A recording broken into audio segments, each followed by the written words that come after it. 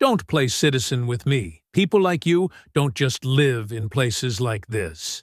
Grant Halverson's smile was polished and cruel as he stepped onto Serena Cole's porch, his vest brushing her shoulder like it had a deed to the house. "Papers.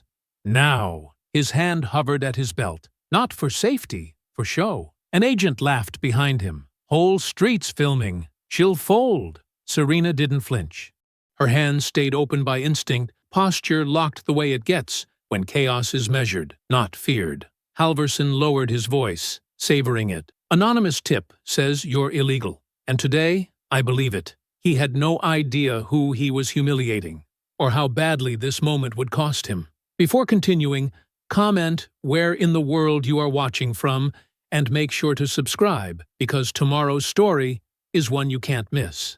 The morning sun cast long shadows across Serena's front lawn as the ICE agents tightened their formation. Her package lay forgotten on the doorstep, a mundane reminder of the normal morning that had just shattered. She kept her hands visible, years of tactical training kicking in automatically. "Ma'am, we need to see your documentation now." Halverson's voice carried artificial authority, pitched to carry across the quiet street. Neighbors' curtains twitched. Car doors slammed as people delayed leaving for work, watching the scene unfold. Across the street, Eli Navarro's hands trembled slightly as he held his phone steady, recording everything. The morning light caught the lens, making it briefly glint. One of the agents noticed, shooting him a threatening glare. "I'd like to see your warrant," Serena stated calmly, her voice measured and clear. She remained perfectly still on her front steps, noting each agent's position, their gear, their body language. Everything about this felt wrong. Their aggressive stance, the lack of paperwork, the theatrical blocking of the street. Halverson's smile turned ugly. "You don't get to make demands here. Show us proof of legal status, or we'll have to assume the worst." He emphasized worst with obvious relish. "I'm a legal resident in my own home," Serena replied. "You need probable cause and a warrant for this kind of operation." "Listen to her, trying to lecture us about the law," one of the other agents sneered. "They always think they know better." Halverson took another step closer, invading her personal space. His badge read ERO Supervisor, but he'd angled it to make the number unreadable.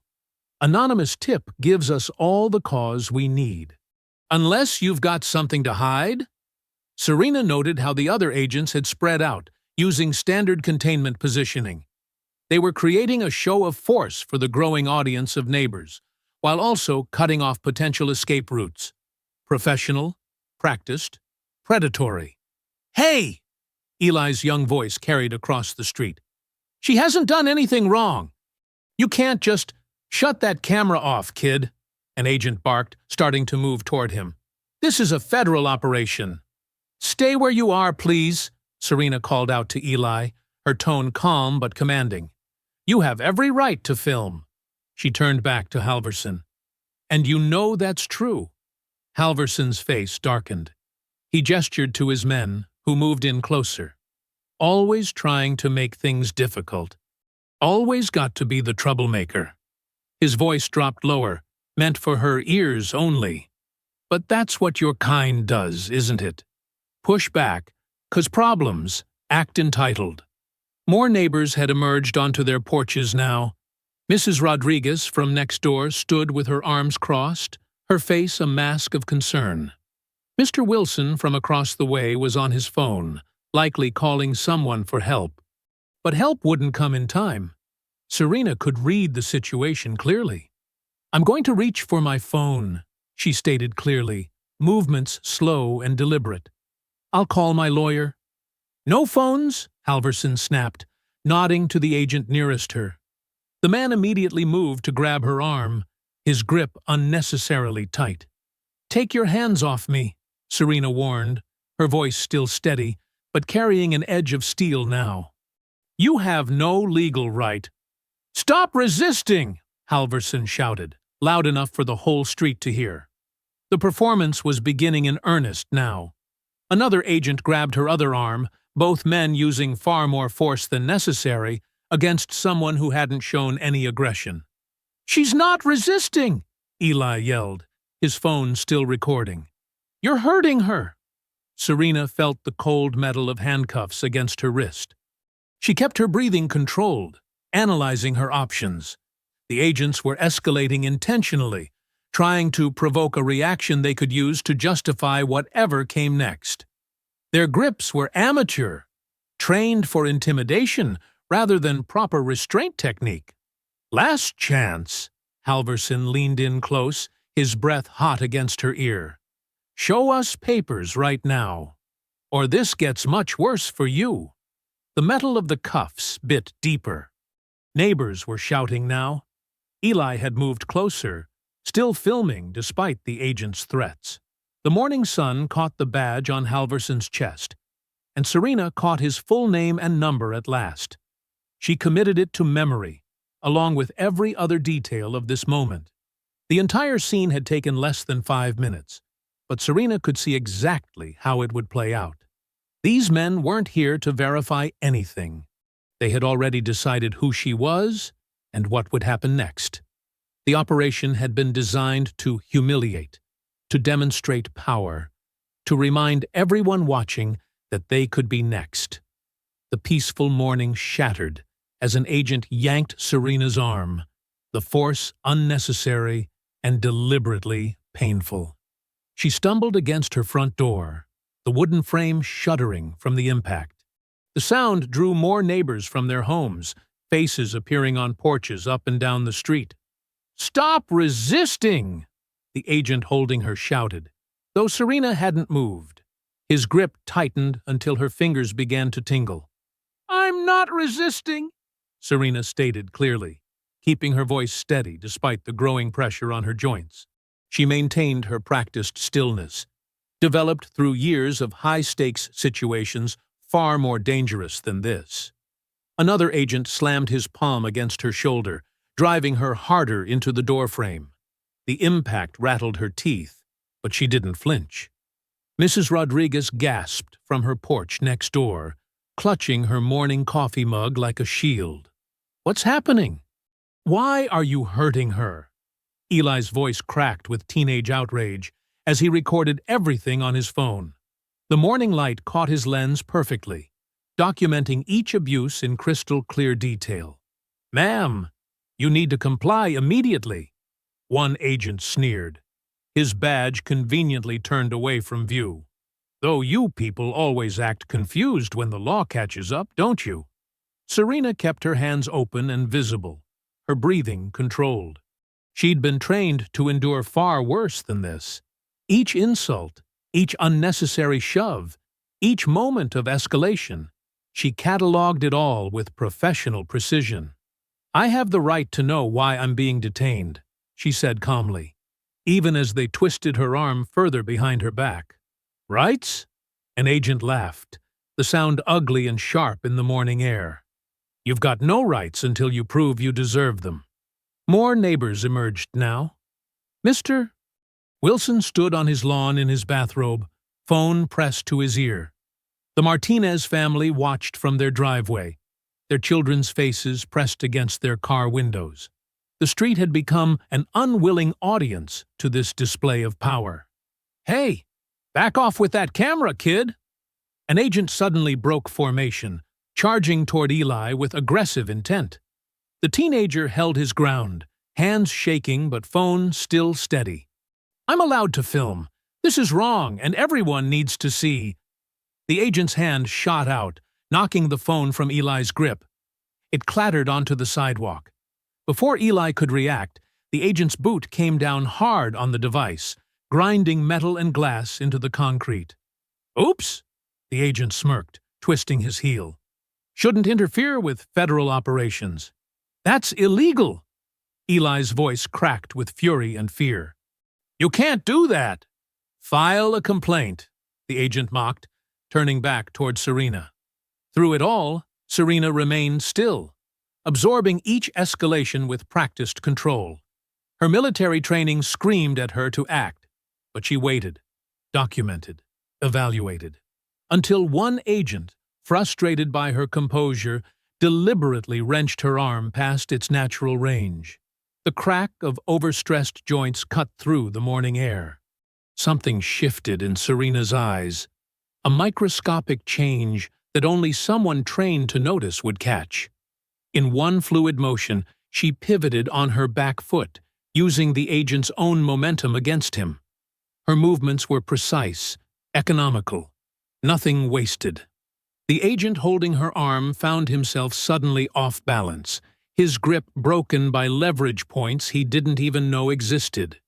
He hit the concrete with a heavy thud that knocked the wind from his lungs. Another agent lunged forward, but met only air as Serena sidestepped, letting his own charge carry him stumbling past her. The entire sequence took less than 2 seconds. Silence fell over the street.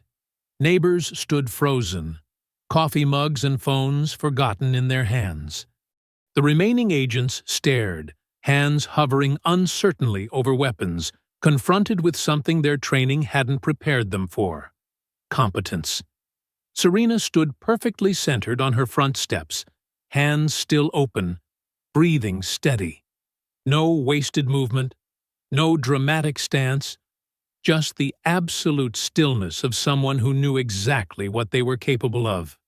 The morning sun caught the sweat on her brow, the only sign of exertion. Halvorson's face had drained of color as he stared at her, his earlier smugness evaporating like morning dew.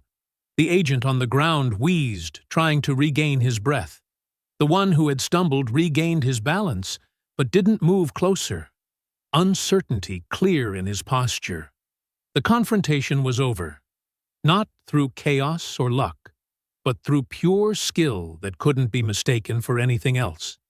The neighborhood held its collective breath, watching as their understanding of the woman who lived at number 247 underwent a seismic shift.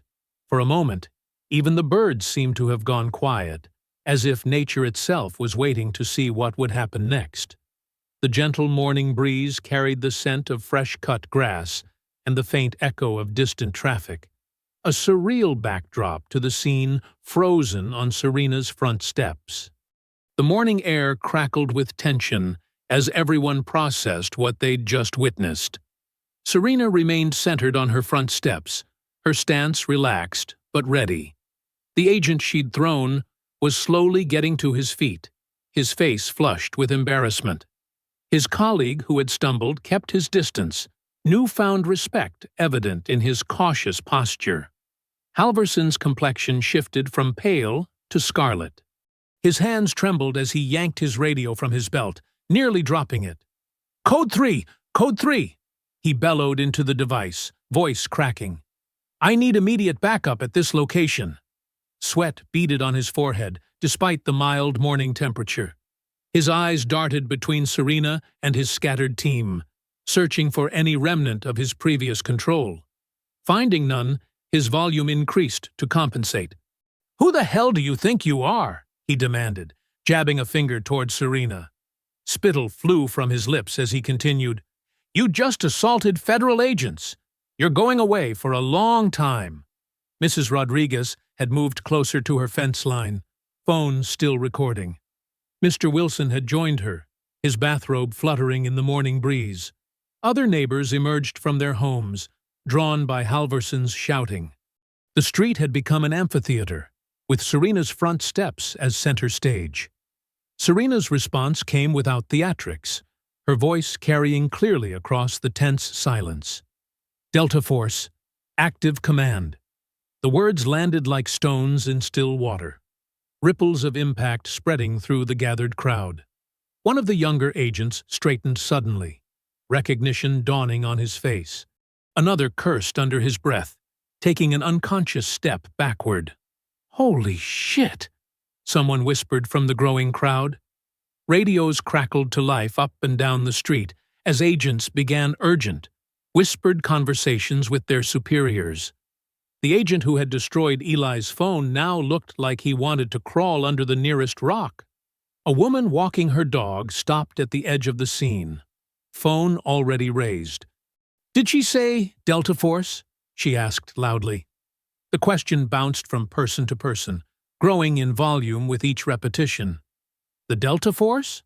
Special Forces? Oh my God! Halverson's authority evaporated like morning mist. His previous swagger deflated as he realized he'd managed to assault one of the military's most elite operators. On camera, no less. His hands opened and closed reflexively as he processed this new reality. The teenage neighbor, Eli, had borrowed his mother's phone and was still recording. "What's Delta Force?" he asked, his voice carrying in the quiet. "Special Operations," Mr. Wilson answered, his voice filled with awe. The retired Army veteran straightened his bathrobe with newfound purpose. The best of the best. They don't even officially exist. More whispers rippled through the crowd. Someone had pulled up a search on their phone, reading quietly about counterterrorism and classified missions. The neighbors who had watched Serena jog past their homes for months now saw her in an entirely new light. The morning sun continued its climb, casting long shadows across Serena's yard. A newspaper delivery car crept past, the driver slowing to stare at the scene. The sound of distant sirens grew closer, Halverson's backup responding to his call. Serena hadn't moved, hadn't raised her voice, hadn't made any attempt to capitalize on the revelation. She stood like someone who had nothing to prove, her calm presence more commanding than any shouted order. Several of the original agents began looking at their watches, suddenly remembering other appointments. One murmured something about paperwork and started edging toward his vehicle. The temporary holding pattern was clear. Nobody wanted to be the next one to put hands on a Delta Force commander. Halverson's face twisted as he watched his authority dissolve. His career flashed before his eyes. The comfortable office, the power to make others squirm, the satisfaction of being untouchable. All of it threatened by this woman who refused to behave like a victim. A bead of sweat rolled down his temple as he realized he had two choices: back down and lose face in front of his team, or double down and pray his superiors would back his play. His ego made the decision before his brain could catch up. "You think that matters here?" he snarled, though his voice lacked its earlier confidence. "You think a fancy title puts you above the law?" The gathering crowd muttered in disapproval. Someone booed. Halverson's head snapped toward the sound, his face darkening further. "I don't care if you're Delta Force, Navy SEALs, or the Queen of England," he continued, voice rising to drown out the crowd's reaction. His authority was crumbling, and he knew only one way to respond: more force, more volume, more dominance. "You resisted, federal officers. You attacked my men." The backup sirens grew louder, multiple vehicles by the sound of it. Halverson drew himself up, clinging to his last shreds of control. His next words came out as a desperate snarl, loud enough to echo off the houses. "Take her anyway!" The agents moved with artificial confidence, forming a tight circle around Serena. Their earlier hesitation had transformed into desperate compliance as Halverson barked orders. Two agents drew their tasers, hands trembling slightly as they aimed at her chest. "For officer safety," Halverson announced loudly, his voice carrying across the lawn. "Subject has demonstrated hostile intent and combat capabilities." Serena remained still, her military training screaming against every survival instinct. She knew escalation would only feed their narrative. Her eyes locked onto Halverson's face, memorizing every detail. The sweat on his upper lip, the tension in his jaw, the way his left eye twitched. "Last warning," one agent called out, his taser wavering. "On the ground now!"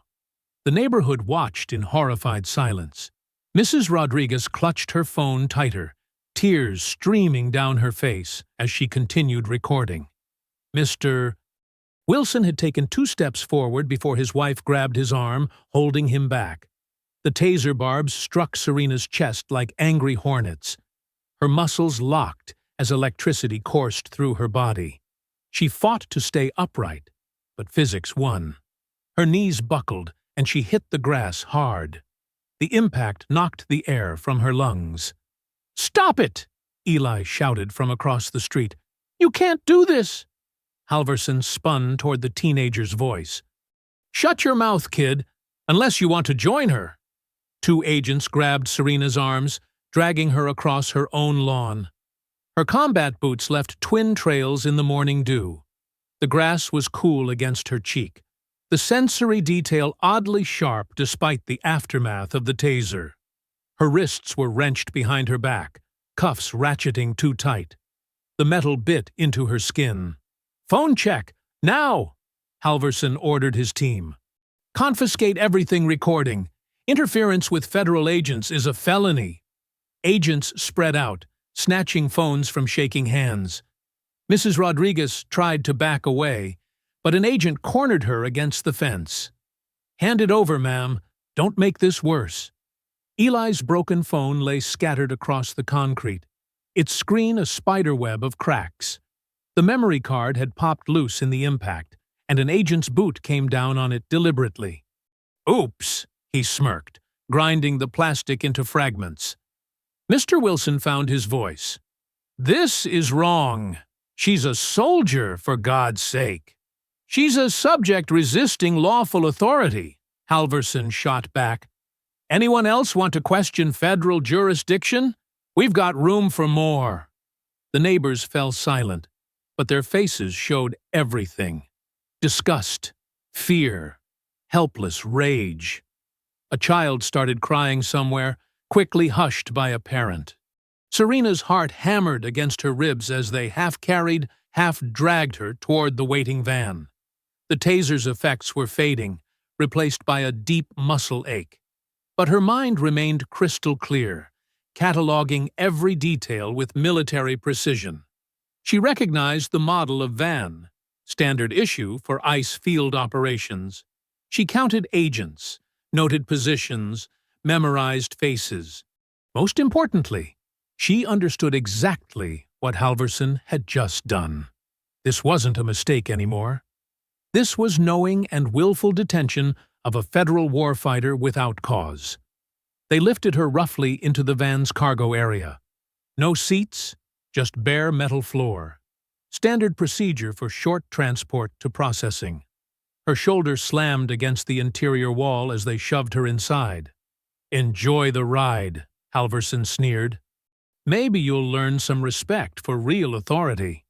Serena said nothing. Her silence seemed to unnerve him more than any response could have. He avoided her direct gaze as he stepped back. The van's rear doors swung shut with a heavy clang, cutting off her view of the neighborhood.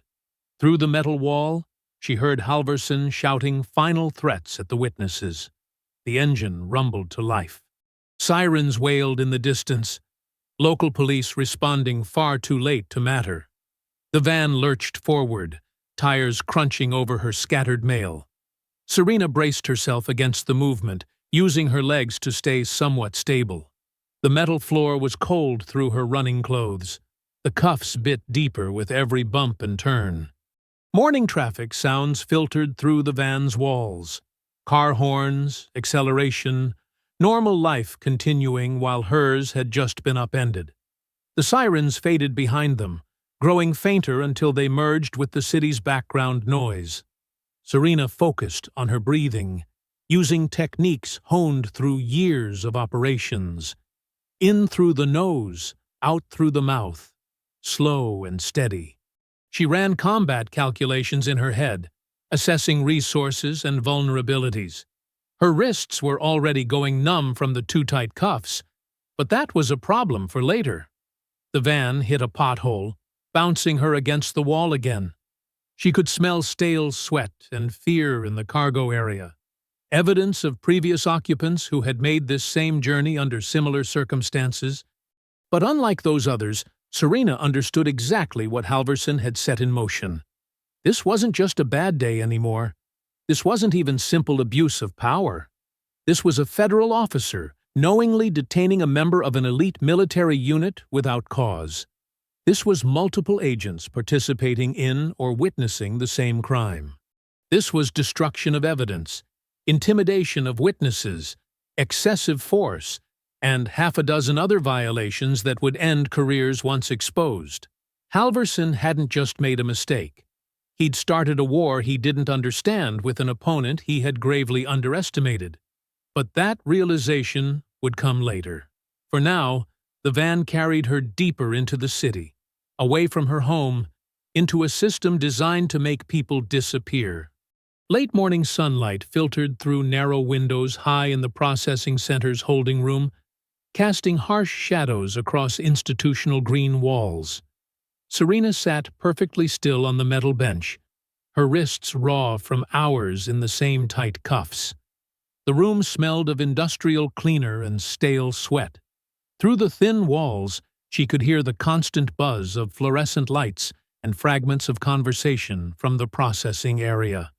Phones rang unanswered. Printers churned out paperwork. Someone laughed too loudly at a joke she couldn't make out. An agent appeared at the reinforced glass window, tapping his pen against a clipboard. "Cole?" he called out, deliberately mispronouncing her name. "Says here you're claiming military status?" "Not claiming. I am active Delta Force Command." Serena kept her voice steady, professional. "My ID number is—" Yeah. He waved his hand dismissively. "Everyone's got a story. Stand up. Face the wall." Two guards entered, their boots squeaking on the linoleum. They patted her down again, the third time since arrival, before escorting her to a processing desk. The fluorescent lights buzzed louder out here, reflecting off white walls and metal surfaces. "Name?" The intake officer didn't look up from his computer. "Commander Serena Cole. My military ID." "Sorry, system's showing Sarah Coles." He shrugged. "Probably what was entered at pickup. Can't change it now." "That's incorrect. I need to make a phone call." "Phones are down for maintenance." He stamped several forms without reading them. "Next station." They moved her through a series of checkpoints, each one stripping away another layer of identity. Her running clothes were exchanged for an orange jumpsuit. Her shoelaces were confiscated. Her requests for legal representation were met with blank stares or vague promises to pass it along. In the medical screening room, a tired-looking nurse barely glanced at the abrasions on Serena's wrists from the too tight cuffs. "Minor irritation," she noted. "Nothing requiring treatment." "I need to contact my commanding officer." Serena tried again. "This is a serious—" "Above my pay grade," the nurse cut her off. "I just do intake screening." Outside the facility's walls, Serena couldn't know that fragments of Eli's video were already spreading across social media. Clips showing ICE agents attacking a black woman on her own porch, the taser deployment, the phone destruction. All of it uploaded and taken down repeatedly as accounts were flagged and suspended. Local news stations teased the story in brief segments, but offered no follow-up, no investigation, no demands for accountability. By early afternoon, an ICE spokesperson appeared at a hastily arranged press conference. He stood at a podium, hands clasped professionally, voice calm and rehearsed. "This morning's enforcement action was conducted lawfully and appropriately," he stated.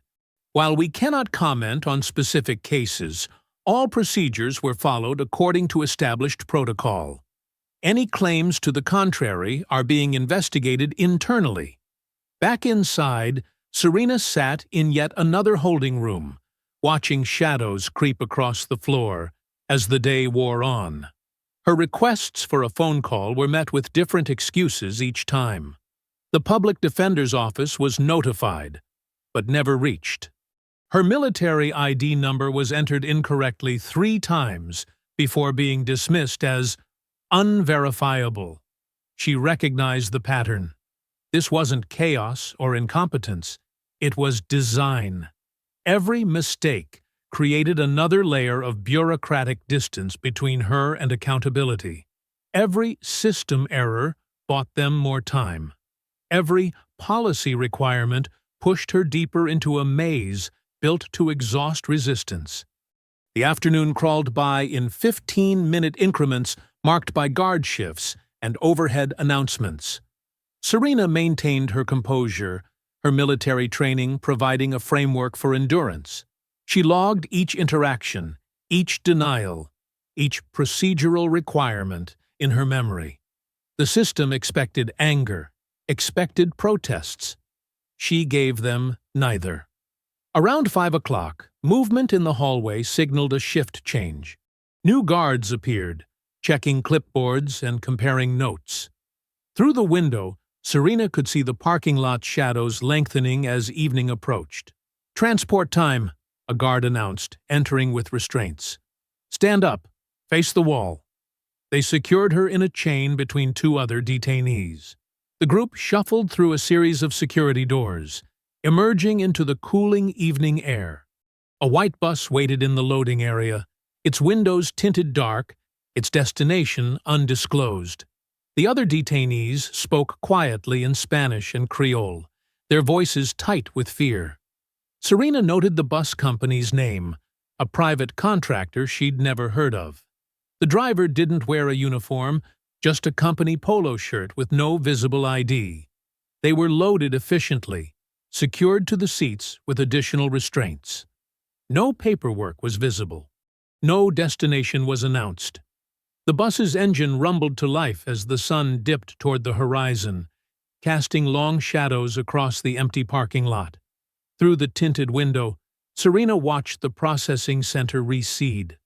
The facility's lights flickered on automatically as dusk approached, illuminating the American flag that hung limp and still in the evening air.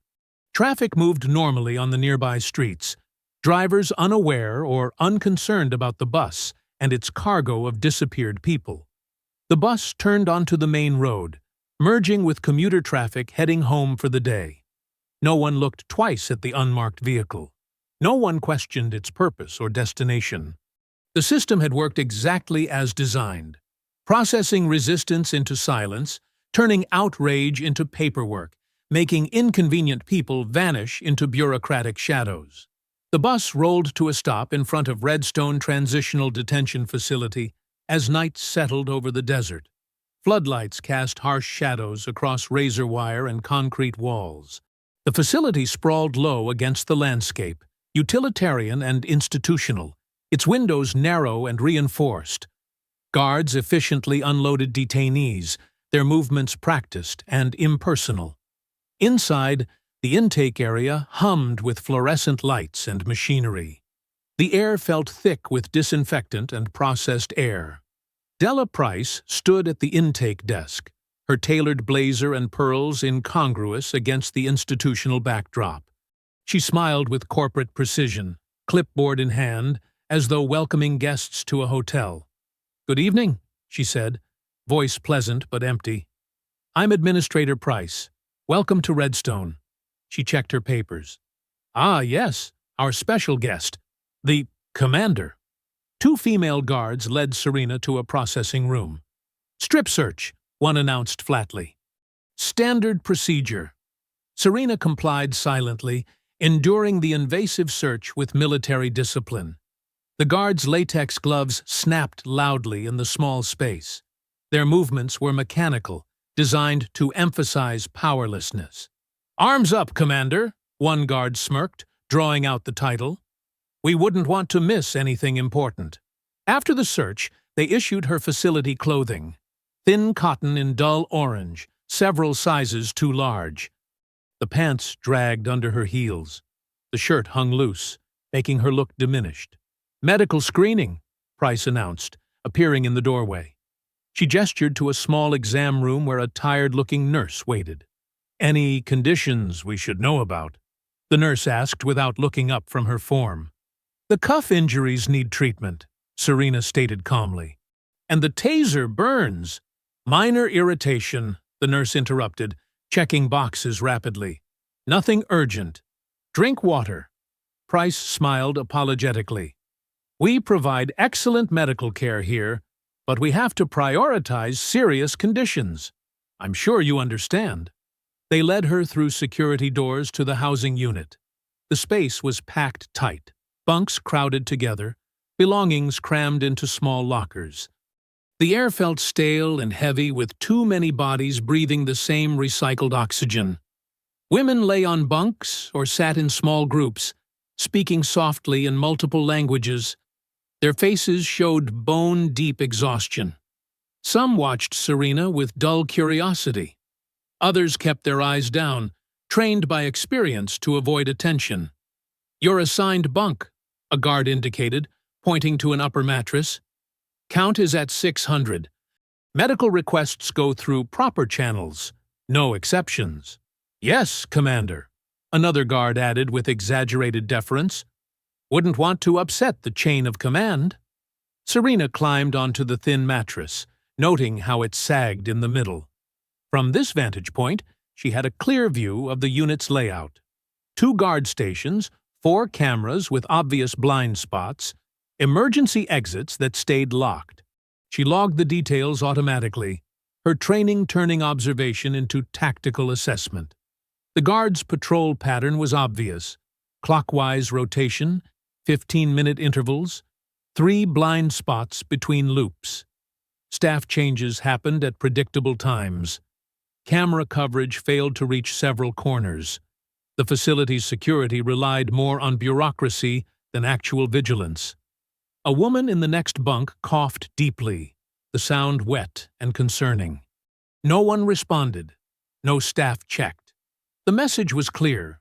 Illness was expected. Help was not. "Medical line is tomorrow," someone whispered in Spanish. "But they never have enough time to see everyone." Serena watched Price conduct an evening walkthrough, heels clicking precisely on concrete. She stopped to speak with guards, her corporate smile never wavering. This was a business transaction to her. Human cargo managed for profit margins. A young woman sobbed quietly in the corner, fresh from intake. The sound carried in the enclosed space. Other detainees offered quiet comfort in various languages, a solidarity born of shared powerlessness. "First night's the hardest," an older woman said softly. "But you learn to sleep through anything here." The overhead lights flickered, a warning. Women hurried to finish bathroom routines and last-minute preparations. Some knelt quickly beside bunks, prayers whispered urgently before darkness. Without warning, the lights shut off completely. The darkness felt absolute for several seconds, before eyes adjusted to faint light from the guard station. The unit filled with nighttime sounds, coughing, crying, murmured prayers in a dozen languages. Someone shifted on a creaking mattress. Another stifled a sob. Serena lay still, fully awake, cataloging each sound and movement. The guard's flashlight beams swept past on schedule. Keys jingled at the station. A door opened and closed somewhere in the facility. The ventilation system hummed steadily, recycling the same tired air. More coughing echoed in the darkness. Deep, concerning sounds that should have prompted medical attention. Whispered conversations carried across the unit, detainees sharing fragments of hope and fear in muted tones. "My children," someone whispered in the dark. 3 weeks now. No word. "The lawyer promised," another voice responded. "But no one comes." "Pray with me, sister," a third voice offered quietly. The night settled into a rhythm of suppressed sounds, the language of contained humanity. Bodies shifted on thin mattresses. Someone hummed softly. A lullaby, perhaps. The guard's boots marked time with mechanical precision. Serena remained motionless, but her mind worked steadily, mapping the facility's patterns. Every sound, every movement, every procedure revealed something useful. The system's power relied on isolation and hopelessness. But patterns meant predictability. Predictability created opportunity. A woman began to pray softly in Arabic, her words a whispered lifeline in the darkness. Others joined in their own languages, Spanish, Creole, Mandarin, a multilingual chorus of faith and desperation. The sound wove through the shadows, bridging the spaces between bunks, between lives interrupted and futures uncertain.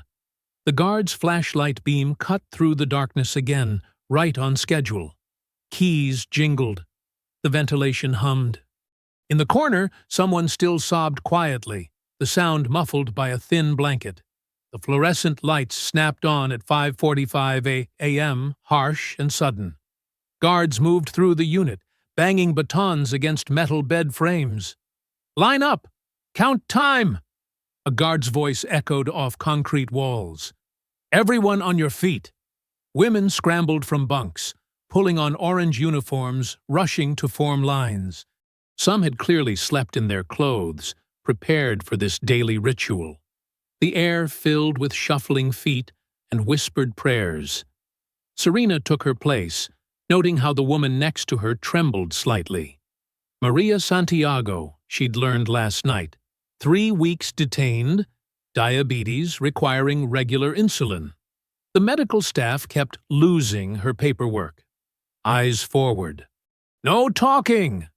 Guard Jenkins paced the line, his badge gleaming under fluorescent lights. Administrator Price stood at the unit entrance, tablet in hand, watching with corporate detachment. 5 minutes into count, it happened. A woman 3 spaces down swayed visibly. Her hand clutched her chest, face gray with pain. Sweat beaded on her forehead despite the morning chill. "I can't. My chest," she gasped in heavily accented English. "Please, help." "Stay in line," Jenkins barked. "No disruptions during count." The woman's knees buckled. 2 detainees moved to catch her, but Jenkins stepped forward threateningly. "Back in line. Now!" "She needs medical attention," Serena stated firmly, her command voice cutting through the tension. "This could be cardiac." "Another backseat doctor," Jenkins sneered. "It's just anxiety. They all panic sometimes." The woman slumped to the floor, breathing in sharp, painful gasps. Her eyes rolled back, showing whites. Someone started praying rapidly in Spanish. Price finally looked up from her tablet. "If you're truly unwell, we'll add you to medical call-out," she said smoothly. "But disrupting count means disciplinary action. Your choice." The woman tried to respond but could only wheeze. Her fingers clawed at her chest. "Medical emergency," Serena announced loudly, making sure other guards could hear. "Time is 06:03. Patient presenting with chest pain and respiratory distress." Jenkins stepped closer, baton tapping meaningfully against his leg. "One more word, and you're in segregation, Commander." The woman on the floor made a terrible choking sound. Still, no one moved to help. "Back to count positions," Price ordered crisply. "We'll handle this after proper procedures are complete." The count dragged on for 20 more minutes. The woman lay gasping on the cold floor, ignored by staff. Other detainees watched helplessly, fear and anger mixing in their eyes. Finally, 2 medical techs arrived with a wheelchair. They lifted the semi-conscious woman without gentleness or urgency. Her head lolled as they wheeled her out. "Medical call-out starts at 0900, Price announced to the unit. "Submit requests through proper channels." She clicked away on her heels, tablet tucked under her arm. Serena immediately walked to the guard station and requested a medical form.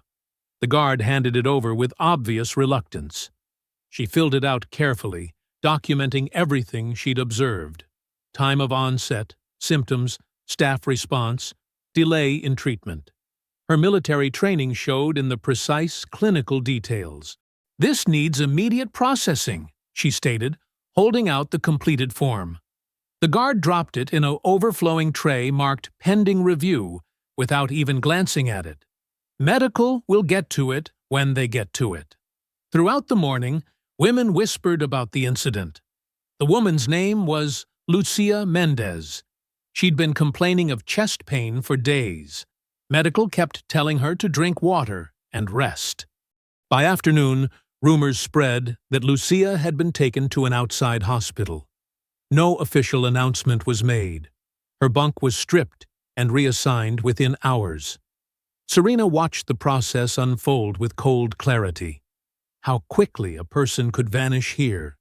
How easily suffering could be buried in paperwork and procedure. She began constructing a mental record, knowing paper could be destroyed, but memory could preserve truth. 0603. Initial collapse during count 0623. Medical techs arrive 0645. Patient removed from Unit 1100. Bunk stripped 1400. New detainee assigned to space. She memorized faces, names, badge numbers. Jenkins, who denied help. Price, who prioritized procedure over life. The medical techs who arrived too late, with too little concern. Each detail carefully stored away.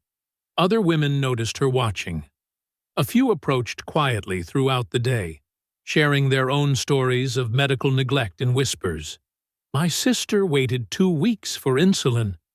They ignore pregnancy complications. My friend's infection spread because they wouldn't treat it. Serena listened, memorizing each account. The pattern was clear. Neglect wasn't an accident here. It was policy. That evening, she heard Jenkins and another guard, Rodriguez, talking outside the unit door. Their voices carried through the window. Heard the chest pain case coded in the ambulance, Rodriguez said. Jenkins laughed. Yeah, another one who couldn't hack it. They never learn. Making a scene just makes it worse.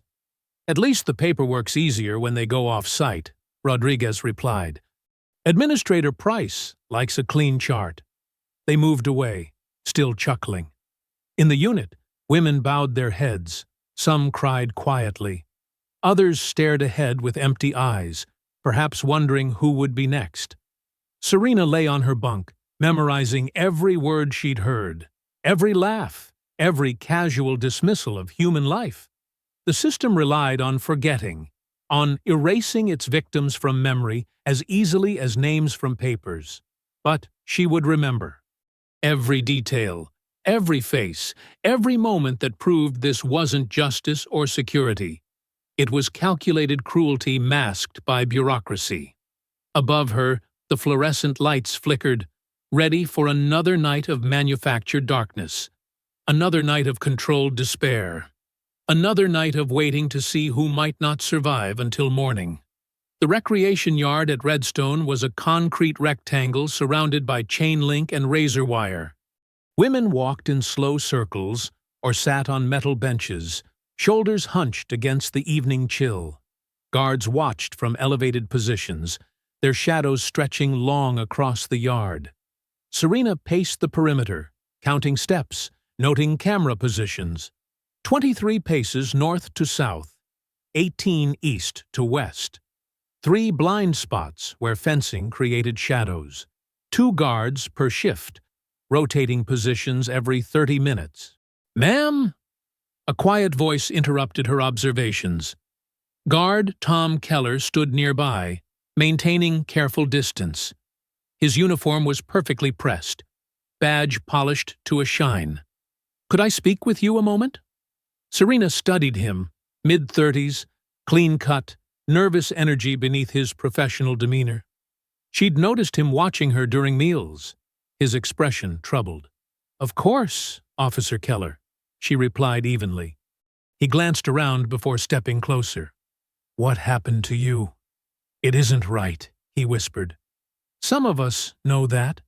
Serena remained silent, face neutral. Let him talk. Look, I can help, Keller continued. There's a proper grievance process. If you file the right paperwork, through the right channels, he slipped a form from his pocket, folding it small. I'll make sure it gets where it needs to go. Serena accepted the paper without expression, though warning bells rang in her mind. His eagerness felt rehearsed, his sympathy too convenient. That's very kind, she said carefully. Just be detailed, Keller added. Names, dates, everything that happened. I'll handle it personally. Serena nodded once, tucking the form away. She'd seen this before in combat zones. The friendly local official who offered help while feeding intelligence to the enemy. The seemingly sympathetic guard who set up prisoners for attempted escape. "Recreation time's ending!" another guard shouted. "Line up for return to units." Keller stepped back, resuming his professional distance. "Good luck, ma'am," he said, loud enough to be heard. Back in her bunk, Serena examined the form under harsh fluorescent light. Standard grievance paperwork, but something about the routing numbers seemed wrong. She'd memorized facility procedures during intake. This didn't match. Still, she began filling it out, choosing words with military precision. No emotions, just facts. Times, locations, badge numbers, a record that couldn't be twisted. Women around her prepared for lights out, changing clothes, washing faces, whispering prayers. The unit smelled of industrial cleaner and unwashed bodies. Someone 2 bunks over coughed wetly. Another ignored medical request. Serena had just finished writing when heavy boots approached. 3 guards entered the unit, equipment jingling. "Cole!" the lead guard barked. "On your feet! Hands where we can see them!" Women scrambled away as the guards surrounded her bunk. Through the unit windows, she glimpsed Keller watching, face carefully blank. "Turn around! Hands behind your back!" Cold steel closed around her wrists. The guards marched her out, past frightened faces and whispered prayers. They brought her to an administrative office where Price waited, looking annoyed at the late hour. On her desk lay Serena's grievance form, already altered with angry scratches and threatening language that wasn't her writing. "Threatening staff is a serious offense," Price said smoothly. "Guard Keller reported you made aggressive statements during recreation. This form confirms a pattern of hostility." Serena saw Keller through the office window, still watching, still blank-faced. A man who'd learned to survive by helping power hurt people. "The form's been altered," Serena stated flatly. "Are you accusing my staff of misconduct?" Price's smile was sharp. "That's another violation. You've left us no choice but to place you in administrative segregation. For everyone's safety, of course." The guards grabbed her arms, steering her down stark hallways. Their boots echoed off concrete. Fluorescent lights buzzed overhead like angry insects. They stopped at a heavy metal door marked Isolation Unit 3. Inside was a bare cell. Narrow bunk, steel toilet, nothing else. The space felt hungry, designed to devour hope and time. "Strip search," a guard ordered. Serena endured the humiliation with military discipline, focusing on memorizing details. Guard badges, camera positions, the sound of keys. Every piece of information was ammunition. They took her uniform, leaving only a thin smock. The concrete floor bit cold through paper slippers. "You should have just kept quiet," one guard muttered as they prepared to leave. "Played along like everyone else." Serena stood at parade rest, spine straight, eyes forward. She'd survived worse cells in worse places. They wanted to break her spirit by proving no one could be trusted. Instead, they'd just confirmed what she needed to know. The whole system was compromised, from Keller's false sympathy to Price's corporate cruelty. The door slammed shut with a metallic boom. Darkness swallowed the cell, broken only by harsh fluorescent light bleeding under the door. The silence pressed in, thick as armor. In the distance, she heard Keller's voice as he passed. "It's better this way. She'll learn." But Serena stood unmoving in the center of her cell, already turning isolation into advantage. They thought they were burying her. They didn't understand. Sometimes the best position for gathering intelligence was from inside the machine. The fluorescent light hummed, painting shadows that tried to swallow her whole. But Serena remained standing, still as stone, mind already mapping her next moves. They'd given her exactly what she needed, a clear view of how corruption worked in this place, from false allies to manufactured charges. The isolation cell's fluorescent lights had long since blurred into a constant, buzzing presence. Serena sat on the thin mattress, back straight against the concrete wall, maintaining her internal clock despite the unchanging light. 2 days, 14 hours, 27 minutes since they'd locked her away. The sound of boots in the corridor made her shift slightly, muscles ready. Multiple sets, moving with purpose. Keys jingled. Then the viewing slot in her door scraped open. "Stand up, Cole. Face the wall, hands behind your back." Serena complied with measured movements. The door opened, and 3 guards entered. Through the doorway, she glimpsed Administrator Price in her pressed suit, accompanied by an unfamiliar man in military dress blues. "Commander Cole," the military officer said, his voice carrying authority. "I'm Major Richardson, Judge Advocate General's office. We've confirmed your status and current assignment. This detention was unauthorized." Price's corporate smile had developed a slight strain. "There appears to have been a miscommunication regarding Commander Cole's documentation. We're fully cooperating to resolve—" "Save it," Richardson cut her off. "Judge Martinez has ordered her immediate transfer out of ICE custody. I have the paperwork here." Serena remained facing the wall, but her senses tracked every movement, every micro-expression reflected in the polished steel toilet. Price's perfectly manicured nails drumming against her tablet. The guards shifting uneasily. "Of course," Price said smoothly. "We'll begin transfer procedures right away." Outside the facility, engines rumbled as vehicles arrived. Through the narrow window, Serena caught fragments of noise, chanting, car horns, the distinct sound of protest. "Quite a crowd out there," Richardson commented. "Local news has been covering this story all morning. Veterans groups, church leaders, community organizations, they're all demanding answers." A guard approached with shackles. Serena let them chain her wrists and ankles, noting how they avoided meeting her eyes. The restraints were excessive for transfer, but she recognized the intent. One final show of control. They escorted her through the facility's sterile corridors. Other detainees pressed against cell windows, watching silently. In the medical wing, the nurse who'd ignored countless requests suddenly found paperwork to study. Guard Keller was nowhere to be seen. The intake area smelled of disinfectant and fear. Serena's personal belongings, the clothes she'd worn on her porch that morning, her house keys, her military ID, were returned in a plastic bag. They didn't let her change. "The transfer vehicle is ready," Price announced, still maintaining her professional veneer. "We've arranged secure transport to—" "I'll handle the arrangements," Richardson interrupted. "Commander Cole is no longer in ICE custody." Through the administrative windows, Serena could see the crowd more clearly now. Dozens of people lined the facility fence. Signs demanded justice. American flags waved. A group of veterans in uniform stood at attention, facing the building. News vans crowded the parking lot. Cameras pointed at the entrance. Reporters shouted questions at facility staff who hurried past, heads down. The story had broken wide open. A black SUV with government plates waited at the Sally Port, flanked by 2 police cruisers. As they approached the vehicle, Serena catalogued details: diplomatic plates, Federal Protective Service markings, proper security protocols.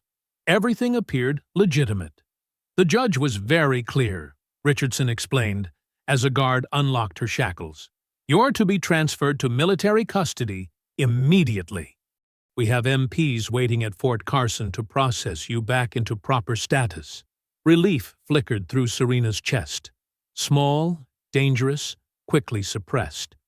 She'd seen too many moments of apparent victory turn hollow. The crowd's chanting grew louder as the Sally Port gate opened. Signs became readable. "Free Commander Cole. Stop ICE abuse. Veterans deserve better." Price stepped forward one last time, hand extended professionally. "Commander, we regret any inconvenience." Serena looked straight through her, denying her the closure of a polite fiction. After a moment, Price's hand dropped. The SUV's interior was cool and clean. Richardson sat beside her, while two armed federal agents took the front seats. As they pulled away, Serena caught a final glimpse of the facility: stark walls, razor wire, and the crowd still growing outside its gates. They merged onto the highway, heading south. Serena watched mile markers pass, tracking their route. The driver maintained proper protocol, staying in formation with the police escorts. Everything seemed correct, yet something in her gut remained coiled tight. Richardson reviewed paperwork, occasionally speaking into a phone. The federal agents maintained professional silence. Through the tinted windows, Serena noted they'd passed 3 exits that would have led to Fort Carson. Then the SUV's turn signal clicked on. They were leaving the highway, taking an unmarked exit that curved away from the city. The police escorts continued straight ahead, their red and blue lights disappearing into traffic. Serena sat motionless, mind racing. The road ahead led nowhere listed in her transfer documents. The vehicle's interior suddenly felt smaller, more confined, but she kept her breathing steady, her posture relaxed. She'd learned long ago that the most dangerous moments required the greatest control. The SUV continued down the empty road as afternoon shadows lengthened across the pavement. No other cars followed. No landmarks offered reference. They were heading somewhere deliberately unlisted, and Serena could only wait to learn why. The SUV pulled into a loading bay lit by harsh floodlights. The building looked more like a warehouse than a detention center. No signs, no markings, just concrete walls and security cameras. Serena noted the complete absence of other vehicles or personnel. This wasn't standard procedure. This was deliberate isolation. Richardson's professional demeanor had vanished. He now moved with the stiff urgency of someone following unwanted orders. The federal agents flanked Serena as they led her inside, their earlier formality replaced by cold efficiency. The intake area was smaller than Redstone's, just a single desk and a metal detector. A bored-looking clerk barely glanced up from his computer as they entered. The room smelled of bleach and old coffee. "Processing transfer," the clerk muttered, fingers tapping at his keyboard. "Name?" "Commander Serena Cole," Richardson stated. The clerk squinted at his screen. "Not seeing that. Got a Selena Cole, though. That must be it. Typos happen." His tone made it clear this was no accident. Serena watched her identity being erased with a few keystrokes. Her military rank, her proper name, her entire documented existence, all vanishing behind deliberate errors designed to make her unfindable. They took her fingerprints again, photographed her again, issued her new detention wear. Every step of processing was performed as if she were a new arrival with no prior record. The methodical erasure of her previous detention was happening right in front of her. "Phone call?" Serena asked, knowing the answer. The clerk didn't even look up. "System's down. Maybe tomorrow." A familiar voice came from the hallway, dripping with satisfaction. "Now, isn't this more appropriate?" Supervisor Halverson stepped into view, hands clasped behind his back. He'd changed into a fresh uniform, his badge gleaming under the fluorescent lights. The smirk on his face spoke of a man who believed he'd won. "Paperwork is a beautiful thing," he said, moving closer. "When done correctly, it can make anything disappear." He emphasized the last word, savoring it. "No more cameras here, no protesters, no interfering mayors or journalists. Just proper procedure." Serena met his gaze steadily, refusing to give him the satisfaction of a response. Her silence only seemed to encourage him. "You know what I love most about this job?" Halverson continued, circling her like a shark. "Teaching people where they really stand. All that military status you were so proud of doesn't mean anything now. Here, you're just another number in the system.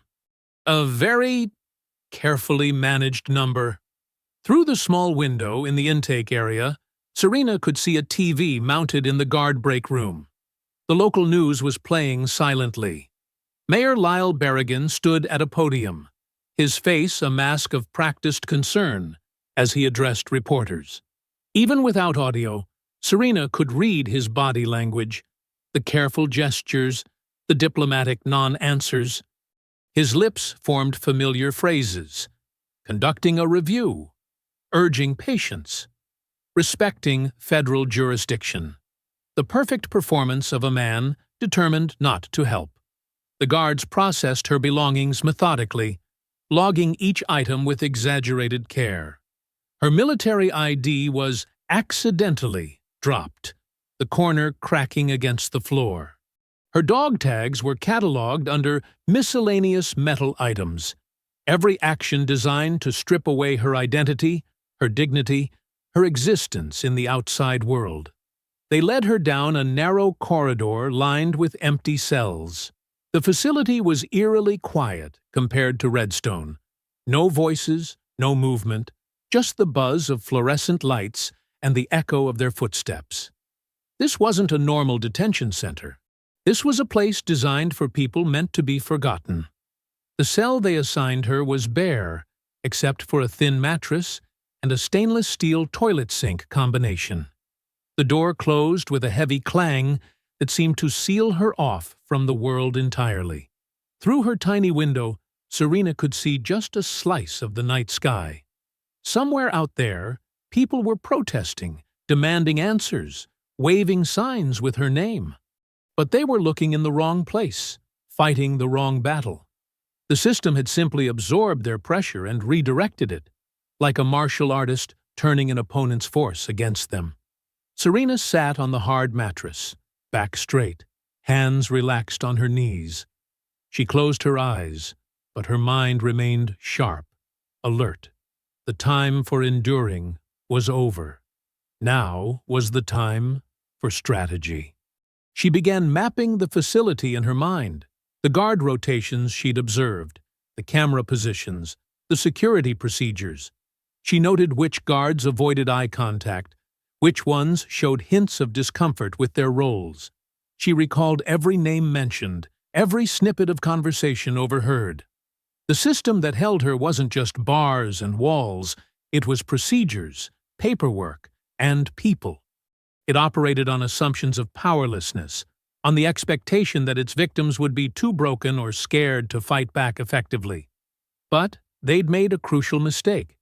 They'd given her time to study their methods, to understand their weaknesses. Halverson and his allies were betting on her disappearing quietly, becoming another ghost in their machine. They thought isolation would break her spirit. Instead, it had given her clarity. Every aspect of her training, the tactical analysis, the psychological warfare, the strategic planning, could be turned against this system. In the darkness of her cell, Serena began to plan. Not an escape that would only validate their actions. No, she would dismantle their operation from within, using their own procedures and protocols against them. They thought they'd buried her. They were about to learn they'd only given her a foundation to build upon. The fluorescent lights flickered to life at 5 a.m., harsh and sudden. 2 guards appeared at Serena's cell door, their faces arranged in professional masks that didn't quite hide their anticipation. "Medical screening," the taller guard announced, his voice flat. "Stand and face the wall." Serena complied, noting how they positioned themselves, too close, too eager for an excuse. Their hands stayed near their batons as they cuffed her. The restraints clicked several notches tighter than necessary, but Serena kept her expression neutral. The hallways were empty at this hour. Their footsteps echoed off bare concrete walls as they led her through a maze of corridors. Serena mapped each turn, each security door, building her mental layout of the facility. This wasn't the way to medical. They were heading deeper into the administrative section where cameras were conspicuously absent. They stopped at a heavy door marked Storage B7. The shorter guard unlocked it. revealing a bare concrete room with a metal table bolted to the floor. No windows, no cameras, no witnesses. "Inside," the taller guard ordered, shoving Serena forward. The room smelled of cleaning chemicals and something metallic. Old bloodstains marked the floor, despite attempts to scrub them away. This wasn't their first medical screening. Supervisor Grant Halverson stepped in behind them, closing the door with deliberate slowness. He'd changed into casual clothes, no uniform, no badge, nothing official to document. He pulled latex gloves from his pocket, snapping them on with practiced ease. "Good morning, Commander," he said, making her rank sound like an insult. "I hope you're finding our accommodations educational." Serena remained silent, watching him circle the room. His movements were relaxed, almost playful. A predator, confident in his territory. "You know what I find fascinating?" Halverson continued, leaning against the table. "How quickly important things become meaningless. Take your military record, for instance." He pulled a folder from under his arm. Very impressive on paper. Combat deployments, commendations, classified operations, all just irrelevant paperwork now. He opened the folder, making a show of reading. All those missions defending America, and here you are, detained as a potential threat to national security. Ironic, isn't it? Serena kept her breathing steady, her stance balanced. She'd endured worse interrogations, but this was different. This wasn't about information. It was about breaking her spirit. "We have some paperwork of our own to handle," Halverson said, producing another document. "A simple incident report. Seems you became combative during routine processing. Attacked 2 officers. Very unfortunate." He held out a pen. "Sign it, and maybe we can discuss improving your conditions." Serena looked at the report, then back at Halverson. Her silence was answer enough. His face hardened. "I was afraid you'd be difficult about this." He nodded to the guards. "Make sure she understands the situation." The taller guard grabbed Serena's cuffed hands, yanking them up behind her back until her shoulders screamed. The other guard drove his knee into her thigh, targeting the nerve cluster. Pain shot through her leg, but Serena refused to cry out. "Still playing soldier?" Halverson mocked. "This isn't a battlefield. There's no honor here, no medals for endurance. You're just another detainee who doesn't know when to submit." They kept her there for hours. Pressure points, stress positions, calculated pain that left no obvious marks. Through it all, Serena remained silent, focusing on her breathing, memorizing every detail. Names muttered, techniques used, timing of shift changes outside. When they finally tired of their game, Halverson leaned in close. "This is just the beginning. Everyone breaks eventually. Even Delta Force commanders." They dragged her to the actual medical unit, where a middle-aged nurse waited. The woman's eyes widened slightly at Serena's condition, but she kept her face professionally blank until the guards stepped outside. As she gently examined Serena's bruises, the nurse whispered, "I saw them take you to B7. I know what they do there." Her hands trembled slightly as she applied antiseptic. "This isn't right. None of this is right." Serena studied the nurse's face, the fear in her eyes, but also determination. Here was someone with access, with knowledge, and most importantly, with a conscience she couldn't ignore. The guards returned too soon, impatient to return Serena to her cell. As they led her away, she caught the nurse's gaze one last time.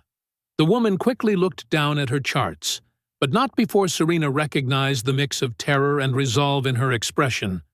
Back in her cell, Serena carefully stretched her injured muscles, processing everything she'd learned. Halverson had meant to break her will. Instead, he'd revealed the facility's pressure points, the gaps in surveillance, the shift patterns, and most crucially, the staff members whose humanity hadn't been completely corrupted by the system. Her body ached, but her mind remained sharp. Each burst of pain was a reminder, a data point to be used. They thought they were teaching her helplessness. In reality, they were showing her exactly how their machine worked, and where it could be dismantled. The afternoon sun cast long shadows through the narrow windows of the detention center as Angela Moreno pushed her medication cart down the sterile hallway. Her hands shook slightly as she checked each cell number, her nurse's badge feeling heavier than usual against her chest. The regular guards had grown used to her presence, barely glancing up from their phones as she made her rounds. To them, she was just another cog in the machine, distributing pills and checking vitals with mechanical precision. They didn't notice how her clipboard held more than just medication charts, or how her eyes lingered on certain inmates longer than others. As she approached Serena's cell, Angela's heart hammered against her ribs. She'd watched them bring Serena back from medical screening that morning, saw how she moved with careful precision despite obvious pain. It wasn't the first time she'd witnessed such treatment, but something about Serena's quiet strength had finally crystallized Angela's growing horror into resolve. "Evening medications," Angela announced, her voice steady despite her nerves. She slipped a paper cup with 2 pills through the cell door's meal slot, along with a tiny folded scrap of paper hidden beneath. Serena accepted the cup without expression, but her fingers brushed Angela's deliberately as she took it. The message passed between them in seconds, invisible to the cameras above. 3 hours later, during the chaos of shift change, Angela found herself in the perfect position.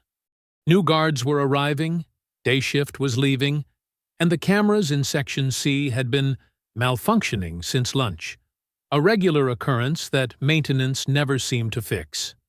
"I need to check her stitches," Angela told the departing guard, gesturing at Serena's cell. It was a lie. Serena had no stitches, but the guard merely shrugged, too eager to leave to question it. Inside the cell, Angela's professional demeanor cracked. "I can't do this anymore," she whispered, hands trembling as she pretended to examine Serena's arm. "Last week, a man died of diabetic shock because they wouldn't let me give him insulin. They said his paperwork wasn't in order." Serena sat perfectly still, her voice barely audible. "How long have you been documenting?" 6 months, Angela replied. "I started taking pictures of the logs after the second preventable death. They make us change the cause of death, backdate requests for care that never happened. I have proof. Everything's on my personal phone, locked in my locker. Digital evidence is vulnerable," Serena cautioned. "They can claim manipulation or delete files remotely. You need paper copies, stored off-site." Angela nodded. "I started printing key documents last month. Death certificates that don't match our internal records. Care requests that disappeared. Orders to deny treatment that came directly from administration." Outside the cell, voices echoed as new guards settled in. Angela's hands moved automatically through the motions of a medical check while Serena spoke. "Listen carefully," Serena instructed. "Don't trust facility email or phones. No digital trails. When you leave tonight, take only original documents or certified copies. Nothing that could be called a theft of records. Focus on official papers that show contradictions, signatures that don't match, dates that can't be right." "There's a reporter," Angela said. "She's been covering the protests outside City Hall. The veterans and church groups have been there for days, demanding action." Through the tiny window, they could hear those protests even now, a distant chorus of voices carried on the evening wind. The crowd had grown larger each day, led by veterans who recognized Serena's name and elderly church members who brought lawn chairs and refused to leave. "Mayor Berrigan's trying to ignore them," Angela continued, "but they're not letting him." This morning, Reverend Matthews led his entire congregation to City Hall. "They're reading the names of everyone who's died in detention over and over." Serena's expression remained neutral, but her eyes sharpened with interest. "The mayor's vulnerable to public pressure. He won't act on principle, but he will act to save his career. It's working, Angela confirmed. An hour ago, he ordered the police chief to cooperate with the state investigation. The chief tried to refuse, but Berrigan threatened to replace him. For the first time, I saw real fear on the administrator's face when she heard. As if to emphasize the point, a new sound cut through the evening air. Sirens, but not the usual patrol cars. These were different, more urgent, drawing closer to the facility. "That's state police," Serena observed quietly. "And probably investigators. They'll want to secure records before anything can be destroyed." Angela straightened up, adjusting her uniform. "I have to finish my rounds. But tonight, when my shift ends—" She left the sentence unfinished, but her meaning was clear. "Be careful," Serena warned. "They'll be watching everyone more closely now. Don't change your routine. Don't act nervous. Just do your job until you walk out that door." Angela nodded, gathering her medical supplies with practiced efficiency. As she turned to leave, she paused. "I should have done this sooner. All those people—" "You're doing it now," Serena cut her off. "That's what matters." The cell door clanged shut behind Angela as she pushed her cart toward the next row of cells. Through the window, the sirens grew louder, more insistent. Change was coming.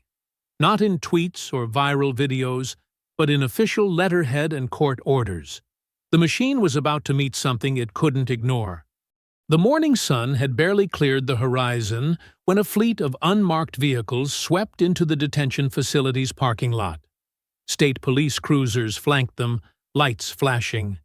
Investigators in windbreakers emblazoned with State Attorney General poured out, carrying boxes and equipment. Grant Halverson stood in the facility's main entrance, his usual swagger deflating as an investigator thrust a thick stack of papers into his hands. "Federal warrant," the woman announced. "Step aside. This is a federal facility," Halverson blustered, his face reddening. "You have no jurisdiction here. I'll need to clear this with—" "Your superiors have been notified," the investigator cut him off. Federal immunity doesn't cover criminal acts outside the scope of duties. Unlawful detention, assault, evidence tampering, those aren't policy. They're felonies. Teams of investigators moved through the building with methodical precision. They seized computers, copied hard drives, and collected surveillance footage. In the security office, technicians recovered data from confiscated phones, including fragments from Eli Navarro's damaged device. The morning shift guards watched helplessly as their stations were documented and sealed.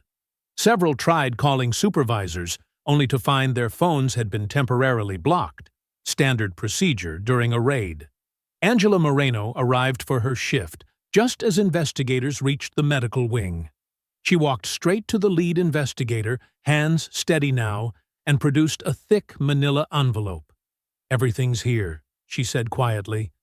"Death certificates, falsified treatment logs, denial of care orders. I've been documenting it for months." The investigator opened the envelope, comparing Angela's records to data they'd already pulled from the facility's servers. "Times match perfectly," she muttered. "Discrepancies in official causes of death. Multiple instances of backdated paperwork." She looked up at Angela. "We'll need your formal statement." A commotion erupted near the main entrance as Della Price arrived, designer heels clicking against the floor tiles. "This is completely unnecessary," she announced to no one in particular. "We're in full compliance with our contract requirements." "Your contract doesn't authorize criminal negligence," an investigator replied, not looking up from his tablet. "Or conspiracy to violate civil rights." Price's corporate Polish cracked. "We follow all required procedures." "Like falsifying death certificates?" The investigator finally looked up. "Or ordering staff to deny medical care." "Those procedures." In a conference room turned temporary interview space, investigators separated the guards for questioning. Most stuck to rehearsed answers about following protocol. But one young guard, faced with evidence of his involvement in Serena's illegal transfer, broke down. "Halverson said we had to make her disappear," he stammered. "Said she was causing trouble, making the agency look bad. We were supposed to lose her paperwork, route her through different facilities until people stopped asking questions." Down in the detention blocks, investigators photographed Serena's injuries and took her statement. She recounted everything with military precision: times, names, specific threats. When they asked about the morning medical screening, she described Halverson's taunts verbatim. Camera crews had gathered outside, alerted by police radio traffic. They filmed as Serena emerged from the facility, walking under her own power despite visible bruises. She didn't speak, didn't need to. The evidence spoke for her. Halvorsen tried retreating to his office, but investigators were already there, boxing up files. His computer had been disconnected, its hard drive removed for analysis. His phone was being dumped for deleted messages. "This is harassment," he snapped. "I was conducting legitimate enforcement actions against a confirmed U.S. military commander." An investigator looked up from a file. "After verification of her identity? That's not enforcement. That's retaliation." "You can't prove intent," Halverson said, but his voice wavered. The investigator smiled thinly. "Actually, we can. Your emails about teaching her a lesson, the orders to transfer her off books, the threats to guards about keeping quiet." She closed the file. "Want to see the rest?" In the hallway where he'd once cornered Serena, where he'd smiled while ordering guards to hurt her, Halverson found himself surrounded by state police. An investigator read him his rights as cameras recorded through the windows. "Grant Halverson, you're under arrest for civil rights violations, conspiracy, assault under color of authority." The handcuffs clicked shut around his wrists. Unlike Serena's detention, this arrest was by the book, fully documented, and completely legal. Halverson's face twisted as he recognized the irony. He was being treated with all the procedural care he'd denied others. Guards and staff watched silently as he was led out. No one moved to help him. No one spoke in his defense. The machine he'd used to crush others had finally jammed on truth. Undeniable, documented truth that no amount of bureaucratic maneuvering could erase. Angela stood in the medical wing doorway, watching investigators box up years of falsified records. For the first time in months, her hands were completely steady. Down the hall, other staff members were already talking to investigators, offering their own stories now that the dam had broken. Outside, the morning sun climbed higher as more official vehicles arrived. The facility's parking lot filled with forensics teams, document specialists, and civil rights attorneys. The system that had run on darkness was being exposed to light, and would never be the same. The courthouse steps teemed with people under the hot afternoon sun. News vans lined the street, their satellite dishes reaching skyward like metal trees. Veterans stood shoulder to shoulder with church groups, retirees, and families. The crowd had started gathering before dawn, drawn by rumors of major announcements. State Attorney General Marion Walsh approached the podium, flanked by federal prosecutors and civil rights attorneys. Camera shutters clicked rapidly as she adjusted the microphone. Behind her, Serena Cole stood quietly in her formal military uniform, ribbons and medals catching the sunlight. Following a comprehensive investigation, Walsh began, her voice carrying across the hushed crowd, "We are announcing multiple felony charges against former ICE Supervisor Grant Halverson and several other officials involved in the unlawful detention and assault of Commander Serena Cole." She held up a thick document. The indictments detail a pattern of deliberate civil rights violations, including assault under color of authority, unlawful detention, obstruction of justice, and evidence tampering. These weren't mistakes or misunderstandings. They were crimes committed by people who believed their badges placed them above the law. Reporters' hands shot up, but Walsh continued. Additionally, our investigation revealed systematic negligence and misconduct at the Redstone Detention Facility. Multiple deaths were covered up. Medical care was routinely denied. Records were falsified to hide violations. In the front row, Della Price sat rigid, her corporate composure cracking as Walsh announced, "The state has terminated its contract with Cornerstone Detention Services, effective immediately. The facility will be shut down, pending comprehensive federal and state reviews of all deaths and incidents during their management." Mayor Lyle Berrigan stepped to the podium next, looking uncomfortable but determined. "I also announce that Police Chief Marcus Davidson has been removed from his position, effective immediately. His refusal to investigate federal officers who committed crimes in our jurisdiction was a dereliction of duty. We've appointed Interim Chief Sandra Martinez, who has committed to enforcing the law equally, regardless of what kind of badge someone wears." The crowd murmured approval. Several veterans nodded grimly. A church elder whispered, "About time." Inside the courthouse, the main hearing room was packed. Halverson sat at the defense table, his usual swagger replaced by nervous fidgeting. His attorney kept whispering urgently in his ear, but Halverson barely seemed to hear.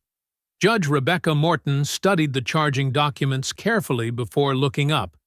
"The evidence presented here is deeply troubling.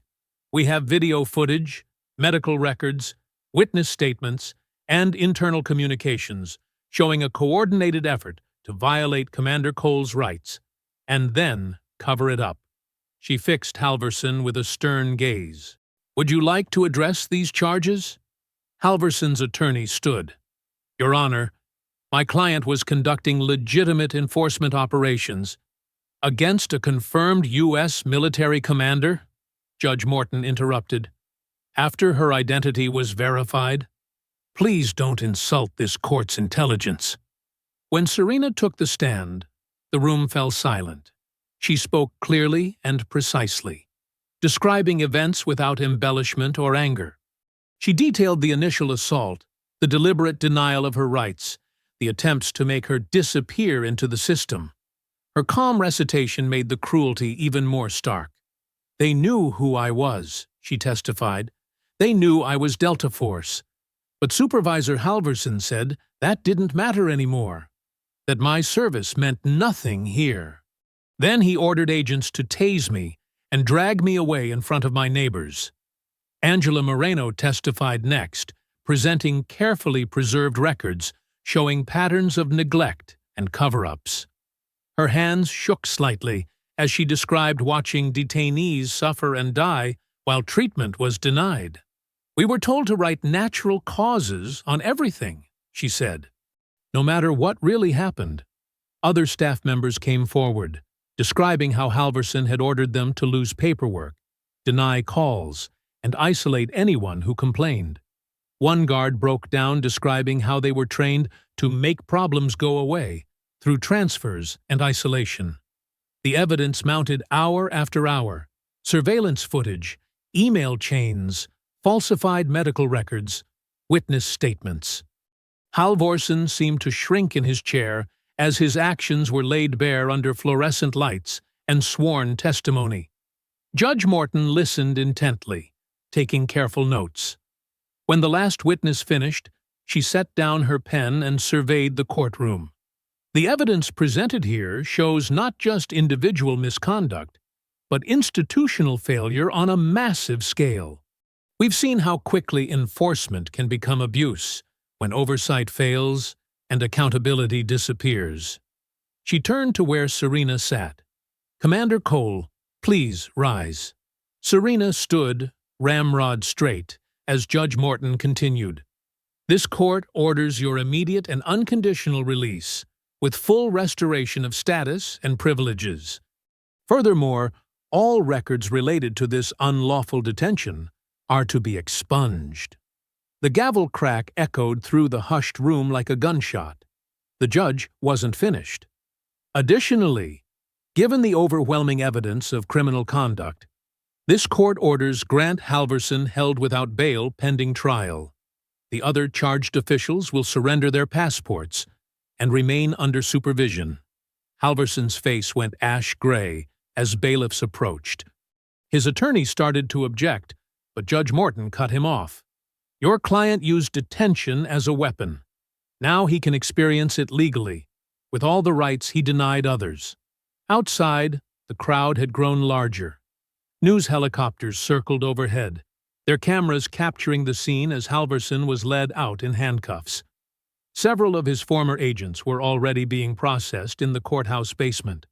State investigators continued carrying boxes of evidence from their vehicles: computers, phones, hard drives, and files that documented years of abuse.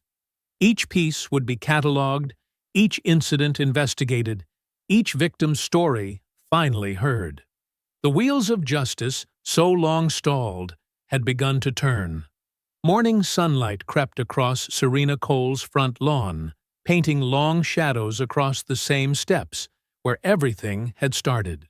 The dew sparkled on grass that had been trampled weeks ago by aggressive boots and struggling bodies. Now, that memory felt distant as neighbors began gathering quietly in the cool morning air. Eli Navarro stood with his parents near the maple tree where he'd filmed that first violent encounter. His new phone stayed in his pocket. This wasn't a moment for recording. Other faces appeared gradually. Mrs. Henderson from 2 doors down, walking slowly with her cane, the Rodriguez family from across the street, Pastor Williams with several church elders, and a dozen veterans in pressed uniforms who had helped keep the pressure on City Hall. They assembled without fanfare or announcement. No police barriers, no news vans, no protesters with signs. Just community members standing together in the gentle morning light, their presence making a different kind of statement. Mayor Berrigan arrived looking humbled, his usual political polish replaced by genuine solemnity. The new interim police chief, Sandra Martinez, stood beside him in her crisp uniform, her face set with quiet determination. They carried a folder of official documents and a framed commendation.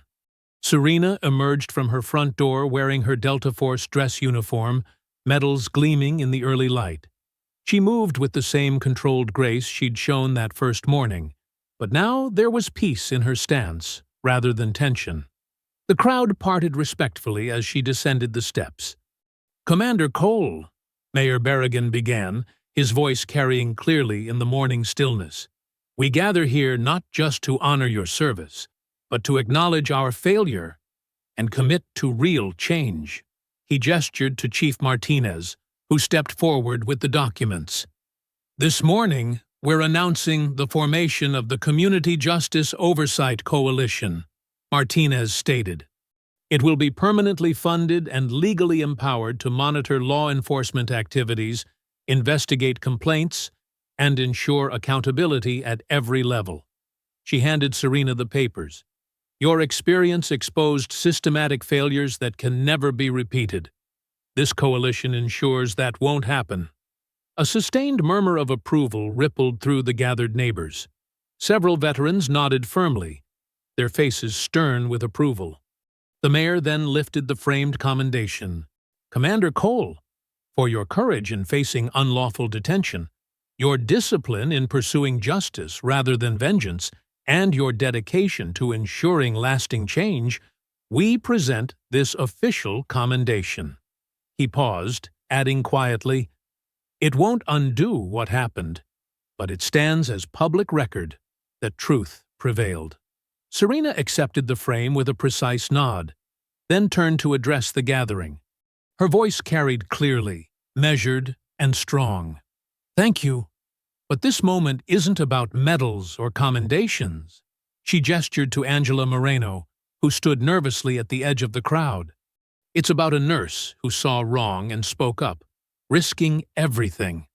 Angela stepped forward, blushing as Serena continued, "It's about a teenage neighbor who kept filming when others looked away." Eli straightened his shoulders, standing taller as several people patted his back. "It's about veterans who wouldn't let their oath be forgotten," Serena acknowledged the uniformed men and women. "Church leaders who demanded moral courage from elected officials." Pastor Williams dabbed at his eyes. "Families who showed up day after day until justice couldn't be ignored." She held up the coalition documents. "This isn't just paper. It's proof that accountability is possible when community stands together. Not with violence, not with vengeance, but with persistence and truth." Mrs. Henderson thumped her cane emphatically. "Amen to that." Chief Martinez stepped forward again, her badge catching the morning light. "The coalition begins work immediately. We've already selected community representatives, legal advisors, and oversight committees. Every complaint will be investigated, every incident reviewed. No exceptions." The mayor added, "The City Council has approved permanent funding and granted the coalition legal authority to access records, conduct investigations, and issue binding recommendations. This isn't a symbolic gesture. It has real power to create change." Serena surveyed the gathered faces. Neighbors who had witnessed her humiliation now stood witness to this restoration. The street felt different, as if the community had awakened to its own strength. These weren't just houses anymore. They were homes protected by shared vigilance. People began approaching Serena individually, offering quiet words of support or simply clasping her hand. Mrs. Henderson hugged her fiercely, whispering, "We've got your back now, honey." The Rodriguez children presented her with a hand-drawn card covered in wobbly stars. Eli's parents thanked her for acknowledging their son's courage. "You showed him that doing the right thing matters," Eli's father said, his voice rough with emotion. Angela Moreno approached last, still seeming unsure of her place. Serena gripped her hands firmly. "Without your evidence, none of this happens," she said quietly. "You chose truth over fear. That's real courage." The gathering dispersed gradually, neighbors returning to their homes with new purpose. The veterans offered crisp salutes, which Serena returned sharply. Pastor Williams promised to keep the coalition in his prayers. Chief Martinez confirmed their first meeting would be next week. Soon, only the morning remained, peaceful and bright. The maple leaves rustled gently where Eli had stood filming. A delivery truck drove past without slowing. Just another normal morning on a street that had found its voice. Serena climbed her front steps one more time, the commendation tucked under her arm. Coalition papers held carefully. The same door that had witnessed violation now opened to welcome her home. She stepped inside, closed it gently behind her, and for the first time since that dawn days ago, breathed in peace. If you enjoyed the story, leave a like to support my channel and subscribe so that you do not miss out on the next one. On the screen, I have picked 2 special stories just for you. Have a wonderful day.